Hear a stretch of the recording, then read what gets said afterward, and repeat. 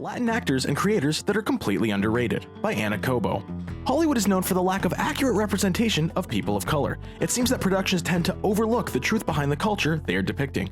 It is essential that such an influential industry showcases people of color in its true light, because stereotypes and biased portrayals of people of color significantly influence other communities, heavily affecting the self-esteem of kids of Latinx and other heritages. Even when it comes to awards, Hollywood seems to disregard the Latinx community. In the 93 years of the Academy Awards have been around, you can count on one hand the number of actresses of POC demographic nominated for a leading role. And guess what? Isn't that cool that 2 Mexican nationals win the Oscar for Best Director 3 years in a row? With awards comes recognition, and it seems the Latinx community needs to fight extra hard to get a tiny bit of it. Last year, The Hollywood Reporter shared a list of Hollywood's 50 most powerful TV showrunners of 2020, and to no one's surprise, the number of Latinx showrunners named in that list was, well, 0. It isn't like the number of Latinx showrunners that work in Hollywood is equal to the amount named by The Hollywood Reporter, because that would mean these writers and creators are, well, minotaurs and do not exist. But they do, and there are a lot of them. A young and enthusiastic generation of filmmakers are changing drastically how Latin America sees and projects itself in the big screen. The talent is there, and by not acknowledging the genius in these actors and creators, we are perpetrating the idea that Latinx stories are not profitable to a mainstream audience, when in reality Latinx stories are just as profitable as any other. The mainstream audience is often subconsciously filtered into thinking that white stories are the only good ones to watch. As a result, the media coverage still believes Latinx creators and actors are not as relevant as their white counterparts, spending less time on them and forgetting to highlight their talent. Not because awards prove our worth, but because who we see thriving in the world teaches us how to see ourselves. Thankfully, the world is changing, and just like Tanya Sriracha said in an article for Vulture magazine, it's a political act to put brown bodies on the screen already. And to put brown bodies on the screen just living is the most radical act. But of course, this radical act applies not only on the screen, but behind it, and also on paper. Or, I guess in today's era, the internet. So, let's be radical and talk about a few Latinx creators and the actors you should already know about. Lin-Manuel Miranda.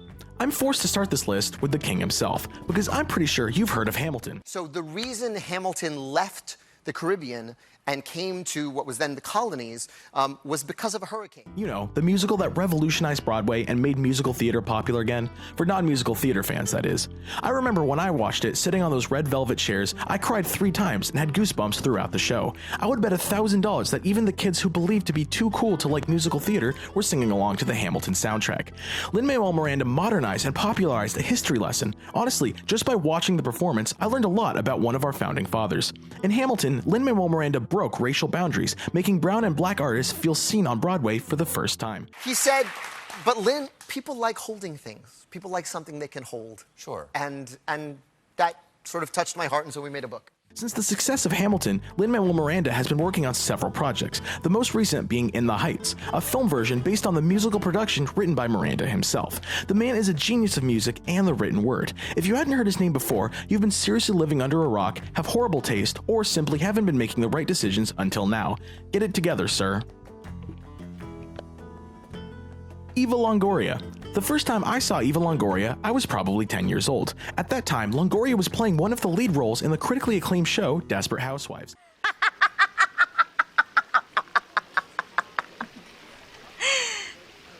Oh my God, you're serious? Eva played Gabrielle Solis, a former top model who married a successful CEO and moved to the mysterious, gossipy neighborhood of Wisteria Lane. The show was a success and lasted 8 seasons. Eva Longoria was nominated for a Golden Globe for Best Actress in a Television Series or Musical. Since then, Eva has been an active advocate for the Latinx community, producing and creating shows that highlight the Latinx voice. Eva Longoria is always fighting for inclusivity and works hard for Latinx stories to be valued in Hollywood. Some of her work includes Devious Maids, Grand Hotel, and most recently, The Gordita Chronicles. You know what I like most about my job? That I get to work with Bobby. And one day, I'm going to work with you too. Further than Hollywood, Eva Longoria is an activist and a philanthropist who fights hard for inclusion and equality in the country, creating campaigns to influence and inspire Latinas to step forwards and never give up. Tanya Sriracha. Tanya Sriracha is a Mexican-American actress, playwright, and screenwriter, commonly known for being a creator of the Starz TV show Vida. After its release in 2018, Vida was an instant success, rating an incredible 100% on Rotten Tomatoes. And then we open the emotional world. We meet the Hernandez sisters.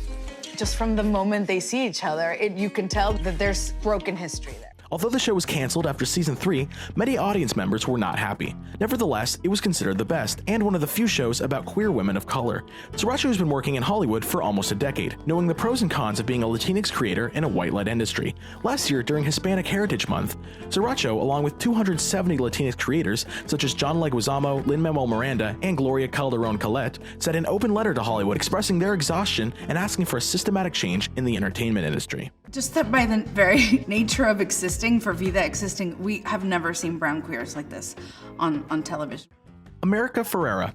Remember that plain girl from Queens who wanted to be a writer but then became an assistant? She wore braces and thick glasses. Don't you remember Ugly Betty?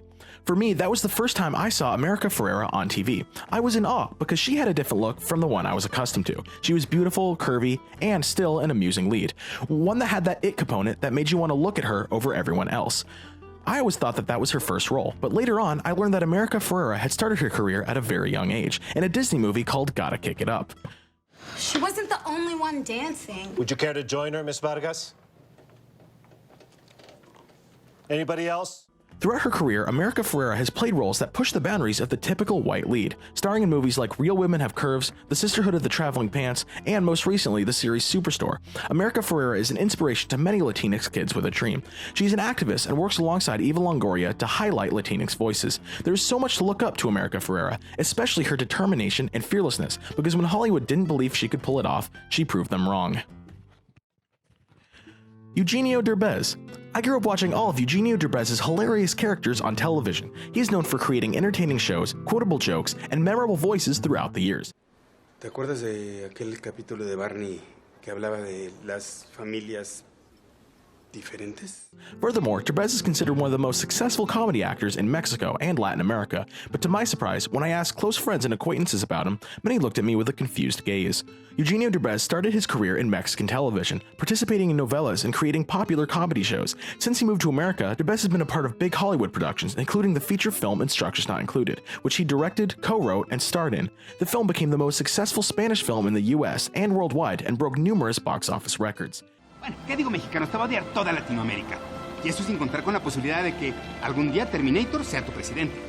I find it crazy that this man broke records in the box office and his career spans over 20 years and we are still trying to introduce him to the world.